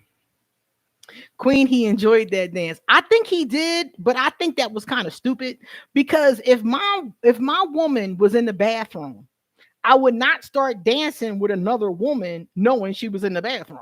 You know what I'm saying? I would have been like, I would have smiled and like played it off and, walked away, wouldn't got a drink. I would have just played it off or something. That man completely ignored the fact that his wife or girlfriend or whatever she was even there. I don't know if he was drunk and forgot or what, but that's definitely something I would not have done. If I'm at a event with my significant other, if I do dance with somebody else, it's not going to be like that. Definitely not. Jen will definitely make you sin, especially if you're a witch. I agree. I definitely agree with that. Yes, Jordan, he was hoping the girlfriend was taking tips, right? I think she wanted to choke him, man. I really do. And I was just sitting there like, and I couldn't say anything to him because she was standing there. But I was thinking, why would you do that? Why would you do that? But she was a good sport about it. And whatever she said to him, she didn't say anything to me. Because a lot of women would. A lot of women would be like, if you don't get your hand off my dude, I might choke you out. A lot of women would have said something, but she didn't. She handled it with grace and she sat her ass down. Laugh out loud. If he was drunk, he forgot quick. Yeah. Cause he was acting like he was by himself. Like he didn't even see her walk up. How are you that into the zone that you forgot she was even in the room? Like she was in the bathroom apparently, and I came out before her. I didn't see her. Yeah, glitchy. A lot of women would have wanted to fight. That's why I said I almost got my ass kicked on the dance floor because a lot of women I know would have not taken kindly to that. If that was me, I probably would not have been that gracious. She was very gracious. She was very like, when I sent her to drink, she smiled and waved. I mean, she didn't give me no attitude. And for all intents and purposes, she could have been. But I guess she probably figures she doesn't know I'm with him is his fault, which is true because I didn't know. If I had known she was there, I definitely wouldn't have done that. She way crazy though. She got his ass when they got home, I bet you. I bet when they got home, she was like, "Oh yeah, Dirty Diana, let's talk." And my friend, who was the bartender, she was cracking up. She was like, "Dog, what are you doing?" I was like, "Yo, I didn't know. I've never seen him before. I've never seen her before. They don't hang in the bar because we always hung for happy hour. This couple would come later by the time I was gone. Usually I was gone by 6:30. This was like 8, 9 o'clock at night. You know, it was crazy. Lily says she seen he was enjoying himself too much, right? Oh my God. Can you imagine? Oh God. Ugh. So after that, I stopped drinking gin in public, and all I would drink was Southern Comfort and Coke. because for some reason it doesn't really bother me that much. Another drink that I like to drink in public, but I've only tried once, is called soju. I have Korean students every Monday through Friday that I teach English, and soju is a drink that Koreans drink. So my students were telling me about soju, and so I was at this Korean restaurant and I tried it. I do like soju. Soju is really good. It's good for when you're socializing because it's not that high in alcohol content. I think it's like similar to beer, the alcohol content. So it was cool. Yusef said, haha, she was probably so you going to find a Diane while I'm peeing. Okay, then. Exactly. Okay. Like, why would you do that? A lot of men are loyal, but when they see something better, they go after it. Some don't. I don't know what he was thinking. That's a very good question. I wish I had known him well enough to say, what the hell were you thinking? But I didn't. I just let it go. I was just happy that we didn't get into a barroom brawl. And my friend would have killed me if I got into a ballroom, a barroom brawl at her job. She would have freaking killed me. I like NSC. Oh, with coffee beans in the bottom. The Italians usually serve it. It's also like sambuca. Yeah, my father used to like sambuca. So I've had sambuca with my daddy before. My daddy would drink shots of sambuca. But the anisi, or I don't know how to pronounce it. I had that at a party once, but it wasn't with coffee. I forgot. It was green, and I think it was with ice or something. It was pretty decent. Sambuca tastes like chocolate, not chocolate. It tastes like black licorice. When did this happen, Queen? Oh, this was a long time ago. I was like 35. So let me see. That was about almost a decade ago now. That was a long time ago. I haven't cut up in a long time. Yo, I think soju is worse than gin. Sneaks up on me. I'm a veteran, and that and Four Loco. Oh yeah, Four Loco was very popular on base. Ah, okay. Soju tastes like water to me. Yeah, I liked it because I mixed it with Sprite and it wasn't that strong. But for you, it sounded like it was strong. And Four Loco was the shit. Four Loco, they were calling that liquid crack. They actually had to change the formula in the United States to Four Loco because people were dying from alcohol poisoning. What he was thinking about you, of course. Yeah, but like, how you thinking about another woman while your woman is in the room and going to kill you before you even get home? Love One said, men secretly want to own all women.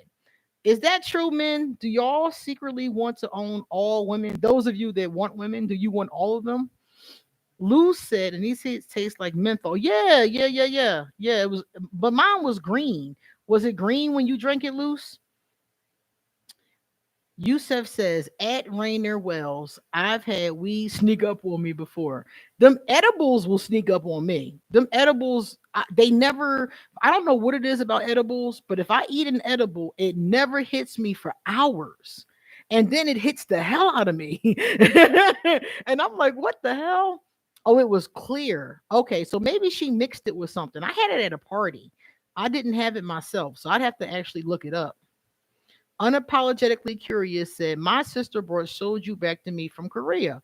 Her little family was deployed there. It isn't strong at all. Exactly. That's why I liked it. I mixed it with Sprite and I was able to sit there and sip it. And like, I didn't get drunk at all. I got buzzed. I got tipsy. And I like that feeling of freedom, but not drunk. So you can have these long conversations and get philosophical and remember your points.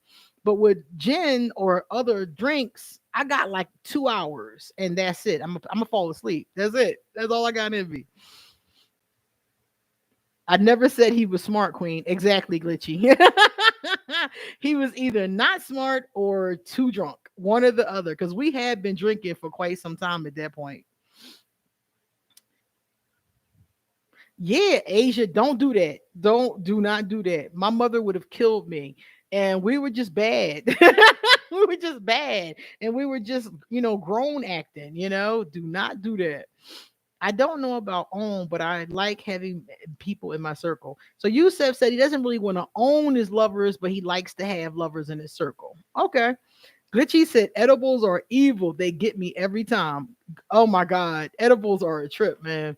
They hit me like 3 hours later, and it's like I done forgot about the edible by the time it hits me. Queen, my brother gave me some edibles and it hit me going down the steps at work.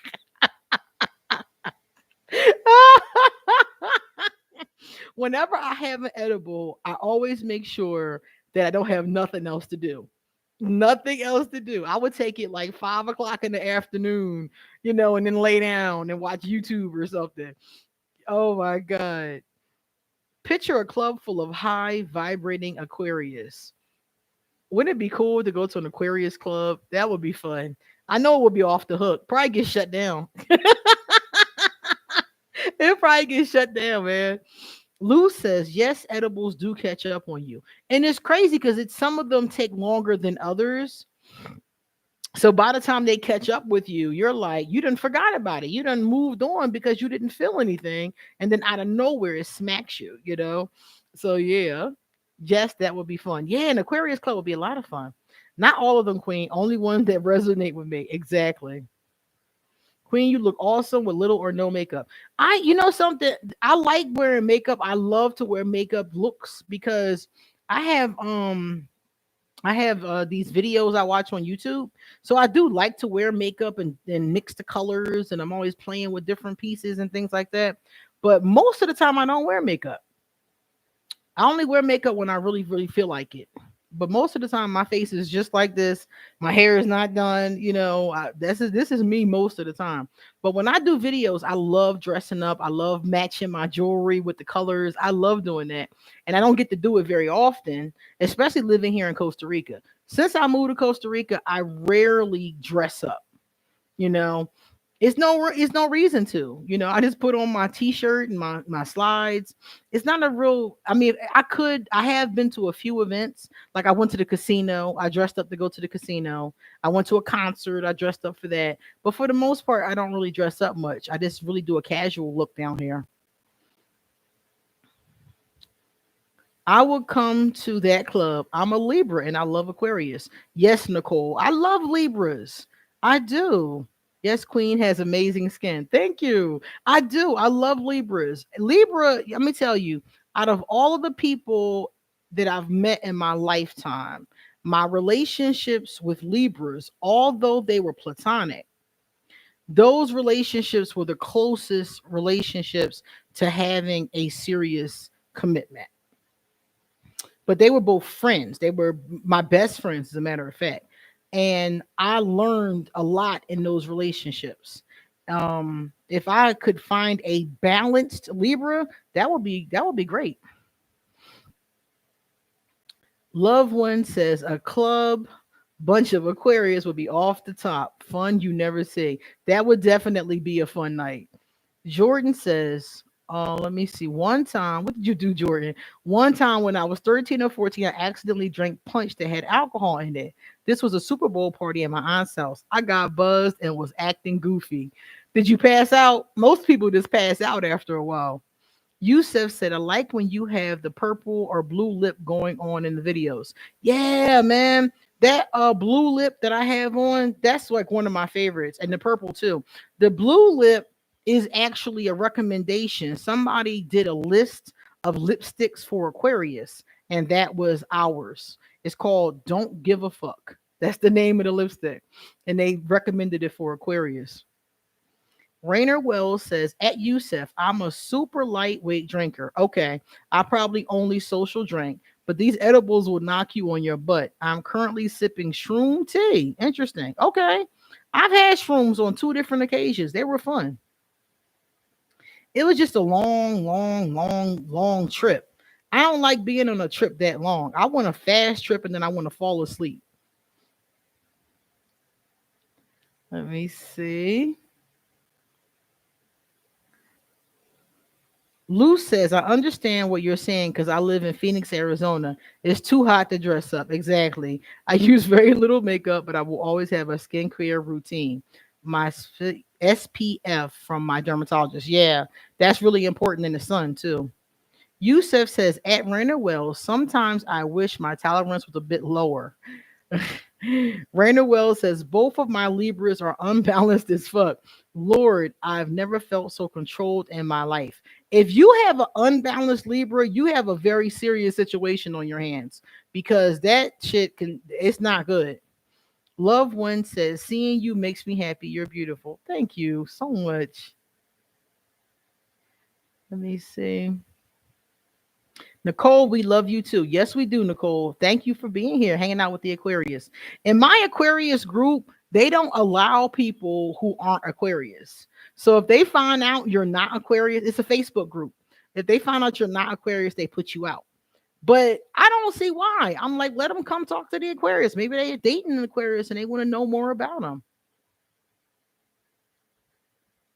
You're good either way, Queen. You're gorgeous. Thank you. Glitchy said, I need that lipstick. Yeah, it's called I Don't Give a Fuck. Or no, Don't Give a Fuck. Don't Give a Fuck by Melt Cosmetics. And I really like it. I don't wear it a lot because it's a real big statement, but I like it a lot. What a name for lipstick, right? Isn't that hell of a name? Good convo with Libras. That's why I like them because you can talk to them. That's what I like. Christine said, what exactly are edibles? Christine, an edible is anything. Usually it's a brownie or a cookie, but it could be many other things, such as nacho cheese or everything like anything that you eat, basically. And what they do is they make it with cannabis, usually cannabis butter. So basically, it has THC in it. THC is the active ingredient in marijuana or what we call cannabis. And if you eat the edible with the cannabis butter in it, it eventually makes you high. And if you eat too much of it, you'll be high for days, hours, or days. So that's an edible. It's something that you eat that has THC in it. Most people make brownies out of it. That's the most popular one I've come across. Jordan said, my mom is a Libra. Oh, your mom's a Libra. Okay. Rainer says, well, I love that blue purple combo she does so well. Shoot, I got my first tiara because of Queen. Oh, you got a tiara. You know something? I got my crowns from my subscribers here. I bought like two or three of them myself, but the first ones I got were from subscribers. So I just started wearing them. Anything the subscribers give me, I use, I wear, I put in the background of the video, like whatever they give me, I'm so grateful for. I always use it. So I started to use the crowns. And then when I would put on a crown, I would be like, well, I got to put on some jewelry. And then I was like, oh, I got to put on some makeup if I put on some jewelry. So then I started to be a little bit more done up than usual. SPF is a must have in my skincare routine. Yes. Yeah, we don't give a fuck, Lily. That's why that name of that lipstick is perfect. Jordan said, yes, I did. Yusef said, unbalanced Libras are annoying. I really have Libras in my circle. I really don't have Libras in my circle like that. Yeah, the unbalanced ones are, to me, kind of scary, but the balanced ones are the best people in the world to talk to. They're so understanding. Lou said they probably don't allow others because they are being dishonest. I think they wanted just to be Aquarius in the group. They want like a safe space for Aquarius, which I think is fine. But I mean, it just depends on what you want. It's their group, so I don't say nothing. Lou said, I do love that color lipstick. Raina Wells. Oh, yes, Queen. Ex boyfriend and ex friends are days apart, and the tendencies were so similar. The manipulation and victim shit has my ass worn out. Yeah, the manipulation. I don't stay around anybody trying to manipulate me. That shit is exhausting. Glitchy said, okay, I know Melt. I like their products. Thanks, Queen. Yeah, I found it. I was blessed. I bought it. And but that color is probably made by other companies too, if you can't find it. Lou said, oh my God, I once had a brownie edible and it done knocked me on my caboose. Exactly. Oh, Christine called them space cake. Okay, space cakes. I like that. Okay, that's a cute name.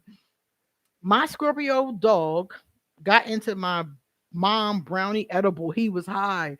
Oh my God, the dog. That's crazy. When I was young, my friend used to blow weed in her dog's face. We'd be smoking, and she would take the dog and blow the weed into his face. And I'm like, why are you doing that to that dog? I used to always tell her that. Stop doing that to that dog. That dog used to be high as a kite. I don't know if that's bad for the dog, but I wouldn't do it, you know? And the dog would be on his back with his little paws in the air, and he was having a good time, but I was just like, I don't think this is ethical for some reason. At least let it be his choice. Like, you imposing this high on the poor dog. Jordan said, especially if you're third decan Aquarius, you're definitely compatible with Libras. Definitely third decan. Yes. Hmm. She does use her stuff. Libra, let me see. Love One said, most Libra men to me are heaven on earth, sweet poison. Ah, yeah, if they're balanced, they cool. I love them when they're balanced. Yusef, thanks for an accurate analysis because these two Libras are cray cray and paranoid. Oh my God. And paranoid? Deshaun said, "Oh, poor baby. I know the poor dog. I used to be like, that's a shame." Christine said, "We called them space cakes in Amsterdam." Oh, I've been to Amsterdam. I had a great time. As a matter of fact, if I was going to go back to Europe, I would stop in Amsterdam first. I loved Amsterdam. I went to one of the smokehouses. I don't know what they call them, but it was so much fun there. I had a great time. It was a real chill vibe. Everybody was, minding their business. Beautiful, beautiful. I loved Amsterdam. I would love to go back. That was in 1999. So it's been a long time since I've been there. Love One says Libra sun with fire moon. Oh my gosh, so amazing. Oh wow. That's a very passionate Libra with that fire moon. Christine said I never had one. Yeah, they definitely are spacey, Christine. Yusef said, haha, that dog knew what he was doing. That dog was, I mean, he would just be chilling. So I guess he didn't care. But I was just always telling her, stop doing that to that dog. Like, what are you doing? Glitchy said, third decan Aquarius, Libra rising. Oh, yeah, yeah, yeah. Your third decan. Yeah, Libra rising. Okay, go figure. I'm talking to a Libra right now. Okay.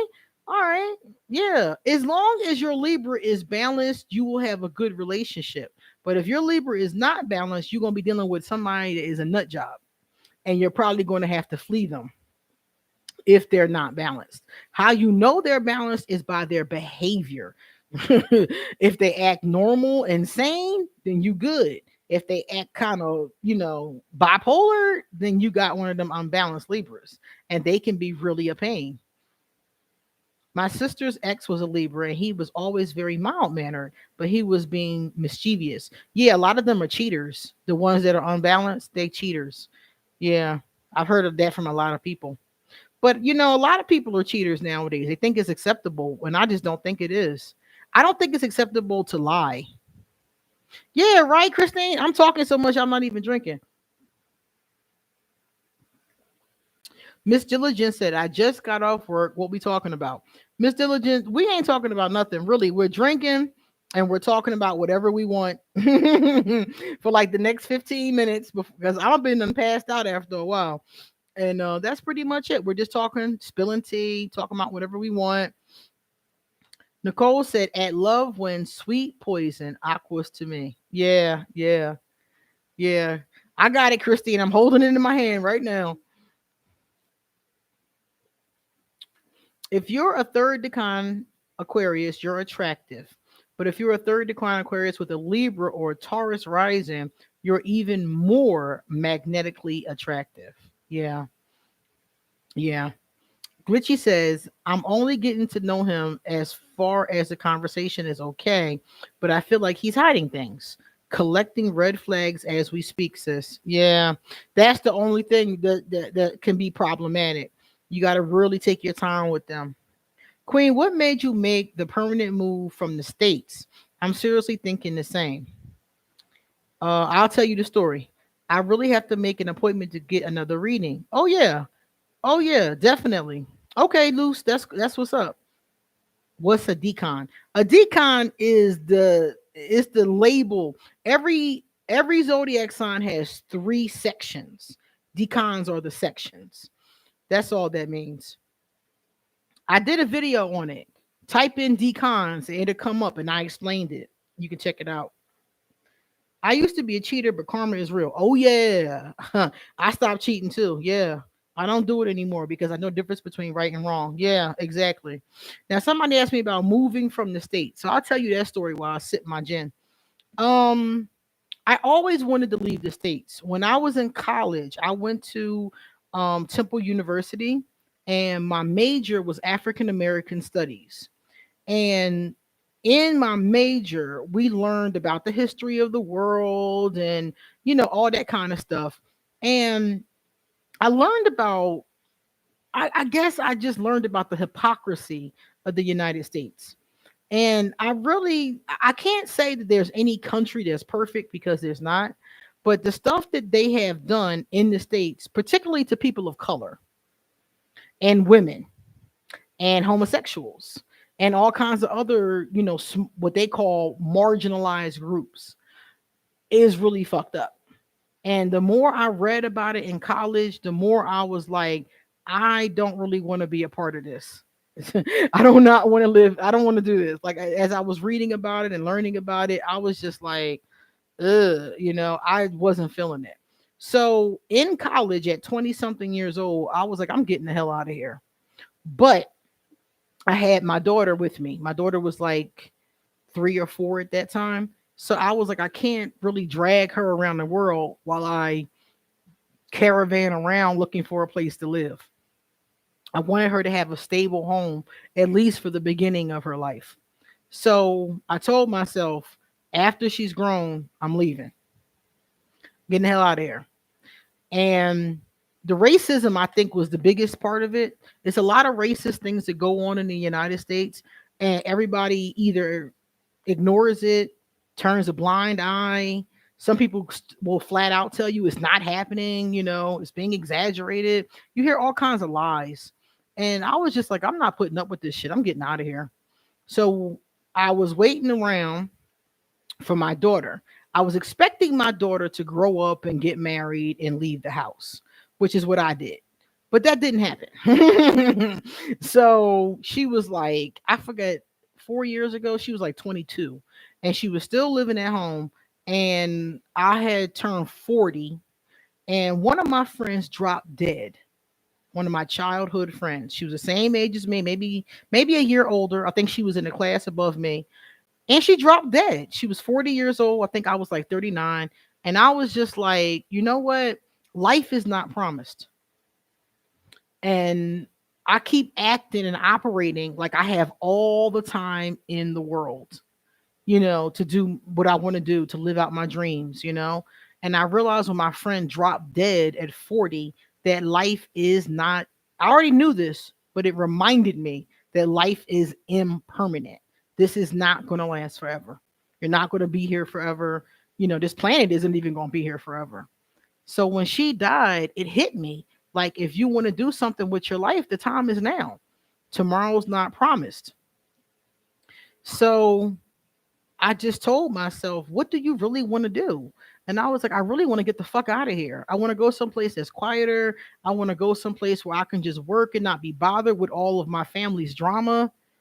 I want to go someplace where I can just be, where it's not somebody constantly, let me put this up. Here you go. Where it's not somebody constantly knocking on my door, somebody constantly bothering me. I just, I wanted to be in a quieter place. And I had a list of places. Costa Rica wasn't the only one. There's a lot of places I had on the list. It was Costa Rica, Canada, New Zealand was on the list, Thailand, Bali. I had a list of like 10 places that I thought would be quieter and happier for me to live. Yeah, Yusuf, she just dropped dead. She wasn't sick. Well, I didn't know she was sick. She had lupus, I think they said. Um, and I didn't know. None of us knew. She knew, her mom knew, but none of us knew. And they just, one day somebody called me and was like, they just found her dead. And I was like, oh, hell no. So I realized from that, if you want to do something, anything, do it. So I looked at my list of places and I said, okay. And I started going down my list and looking to see what fit my needs. Because, like I tell everybody, there's places that will fit your needs. Costa Rica fits my needs, but it doesn't fit everybody's. So I tell people, look at different places and see what fits what you want and need out of life. So Costa Rica was the last man standing. I had went through all of the other ones. I had researched them. I had looked them up. I had, looked at all the places, and I had different reasons for saying no. Canada was too cold. I'm not trying to do cold. There are warmer parts of Canada, but in general, the part I was looking at was too cold. I was looking at New Zealand, beautiful, but just too far away. I was looking at Bali, too hot, too far away, and too hot. And I wanted to go someplace that had decent weather. Like right now, it's like 76 degrees here in Costa Rica. Not that bad at all. The highest it gets in my neighborhood is like 80, 81. So I could do that. It was close enough to the United States that if I had to go home for an emergency, I could get there and leave. So it just fit for everything I wanted for my life. So when I turned 40, I was like, I'm going to go to Costa Rica and I'm going to see if I like it there, if I, if I enjoy the country. And as soon as the plane landed, I knew it. I knew it. When the plane landed and we got off the plane and we got into the taxi, I I just smelled something. And I was with my friend. My friend is a world traveler. She's been everywhere. And I smelled something and I said, that is the most beautiful smell I've ever smelled. And she said, that's fruit. They grow these, in Costa Rica, fruits just grow wild, like everywhere. And she was like, that's fruit. And I was like, I've never been to a place that smelled this sweet. Because to me, America smells like chemicals. As soon as you get off the airplane in Philadelphia, all you smell is chemicals. And I was so surprised at that. I was like, oh, that smells really pretty. And I knew it. I was like, this is the place. This is it. Yeah, loose, that fresh smell, beautiful smell. And I was like, this is my spot. This is it. And we went to the hotel and I just loved it. And then it was time to go. And I was like, I don't want to go back. I did not want to leave. It was so hard for me to leave. And we left. I got back to the States and I was like, you know what? I'm not staying here. So, hey Nicole, how you doing, sweetie? And I was like, so I'm not staying here. So I went back to the States and it took me a year to save up enough money and get my affairs in order, a little bit over a year to get my affairs in order and get my money together. And then at the same time, when I was trying to get out of there, Donald Trump became president. And I was like, oh, hell no. I was like, I'm sorry. I can't live in a country that's not smart enough to know this isn't a good idea. I'm sorry. Like, to me, everything else the country had done, everything, Tuskegee experiments, racism, sexism, homophobia, all of the things the country had done that I'm not feeling, that was the last straw. I was like, I can't live in a place where they that stupid. You're that stupid that you can't see this is a bad idea. Like, and I would see people arguing about it online, and people like, I'm not voting for Hillary. She's a woman. She's this. She's that. And I'm like, Hillary is not my favorite person, but I'm definitely not fucking with him. And if y'all can't see the difference between them, I don't need to be here because y'all stupid. That was my feelings about it. I was like, these voters are stupid. If they don't see this, I'm getting the fuck out of here. So he took office, I think in January. By August, I was gone. I was gone. I was on my grind from January to August. I was on a serious grind. I was saving my money. I wasn't buying anything. And I got the hell out of there. And I've been here ever since. So even though, hey Eddie, how you doing? So even though he's not the president anymore, that really was just the last straw. That wasn't the catalyst. The catalyst was my friend dropping dead. And the last straw was Donnie.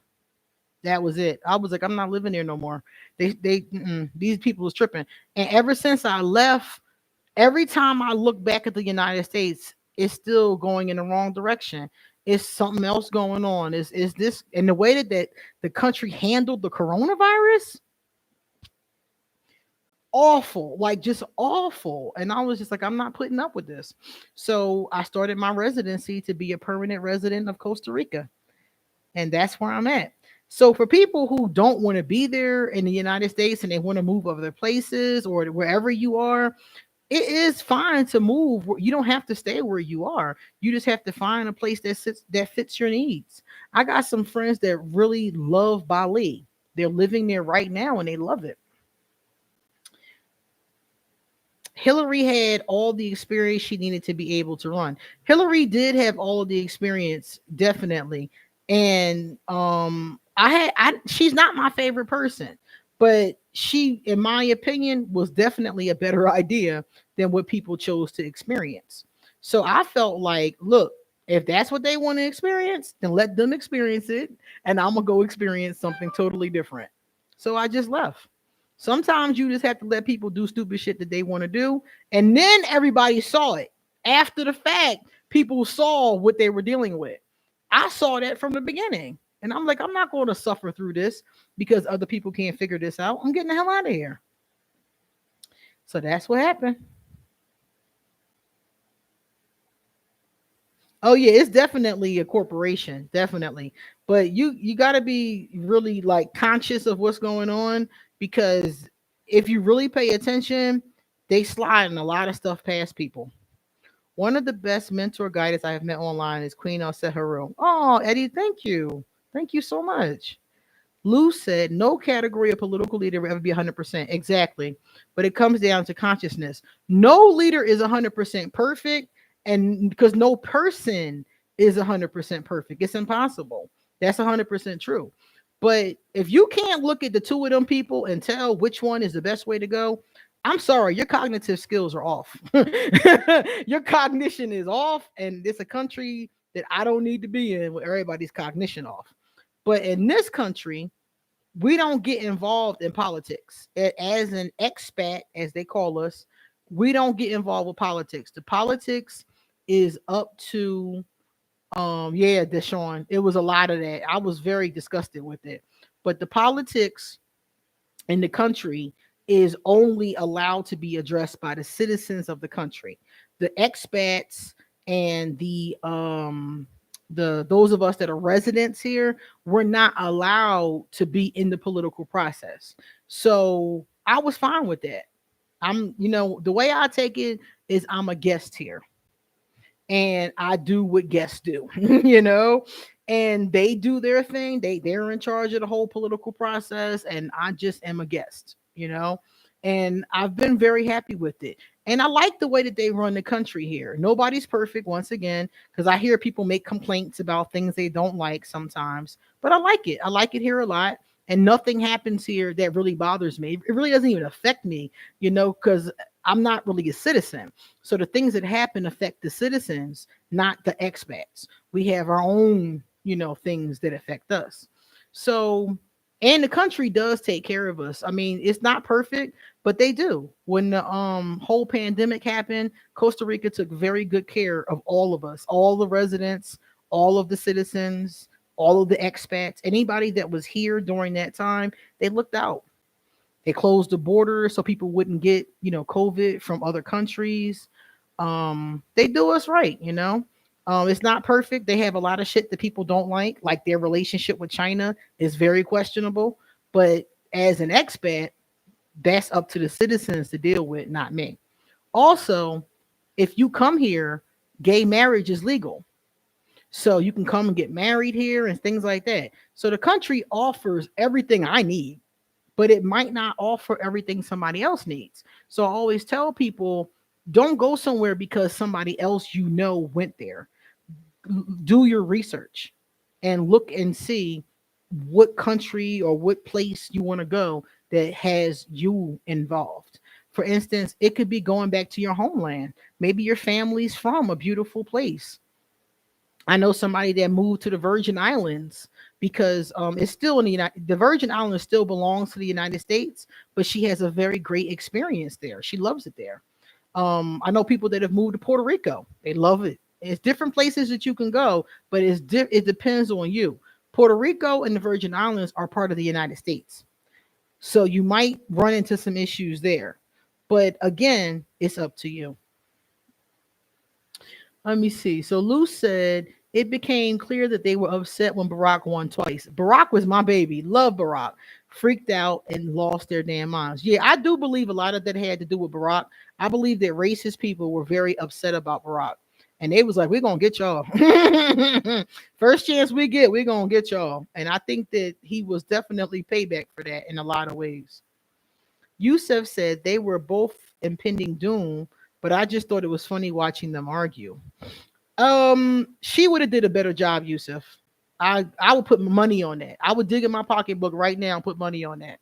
She would have done a better job. I don't really like her that much, but at least she knew what she was doing. He didn't know nothing. Even with the coronavirus, she would have definitely handled that better. He didn't handle it good until he caught it. And then he was like, oh shit, I'm gonna die, you know? But I would put money on it. I'm serious. I don't like her that much, but I would put money on it. Oh, it's starting to rain, guys. I gotta go. That rain is gonna get way too loud for me to be able to talk to you guys. So it's time for me to get going. Thank you guys so much for coming out and talking to me today. And I am going to record some videos tomorrow. I finally finished all of the stuff I had to the research I had to do for them. So I am going to record them tomorrow and release the first two. Deshaun, have a great day. Thank you so much. Oh shit, she broke a plate. Oh my god. Bye guys. Love you. Thank you for coming out. Thank you so much. Make sure you hit that like button on the way out if you didn't have time already. Goddess Raven, it was great chatting with you. I'm gonna hit you up when I'm done. I gotta get back to my room and I'm going to get going because here comes the rain. Yeah, you hear it? It's loud and it's going to get louder. When it rains here, it's like the sky floods buckets, man, like literally. But the good news is it only rains for a little while 15 minutes, 30 minutes, something like that. One day it rained all day long, and that was the only time that's happened. So, whenever that starts, I know it's time to get in my room where it's quiet. Betty, it was so great chatting with you too. Thank you. Goodbye, Nicole. Thank you for coming by unapologetically. Mrs. Bridges. Goodbye, guys. See you later.